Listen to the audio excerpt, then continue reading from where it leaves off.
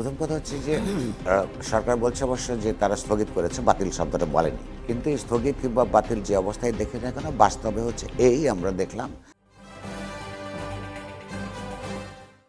Supreme কোর্টে যে সচিবালয় হওয়ার কথা, এইটা যে নির্বাহী বিভাগ থেকে বিচার বিভাগকে পৃথক করার জন্য একটা অন্যতম গুরুত্বপূর্ণ স্তর পদক্ষেপ, এইটা তাত্ত্বিকভাবে কেউ অস্বীকার করবে না। বিএনপি তার নির্বাচনী ম্যানিফেস্টোর মধ্যে বিচার বিভাগের স্বাধীন করার কথা বলেছে। আইনজীবীরা দশকের পর দশক ধরে এই দেশের নির্বাহী বিভাগ থেকে বিচার বিভাগকে স্বাধীন করবার কথা বলেছে এবং সর্বশেষ প্রত্যেকেই যারা নির্বাচন করছে এই কথাটা বলেছে। অন্তর্বর্তীকালীন সরকারের এই প্রস্তাবকে, এই আইনকে ঠেকে দিতে দেখলাম।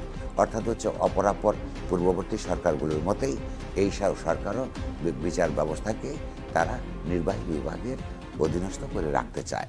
বিরোধী মতামতকে দমন করবার জন্য যে কোর্ট ব্যবস্থাকে শেখ হাসিনা ব্যবহার করেছে, তার আগে অন্যরা ব্যবহার করেছে, সেই ধারাবাহিকতার মন এবং মনন এই সরকারের মধ্যে এইটা এখনো পর্যন্ত আমরা বিদ্যমান দেখতে পাচ্ছি।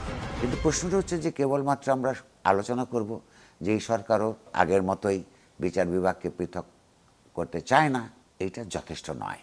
কারণ হচ্ছে যে এইটার জন্যে স্বাধীন বিচার ব্যবস্থা ছাড়া একটা রাষ্ট্রের গণতন্ত্রায়ন কখনোই হয় না।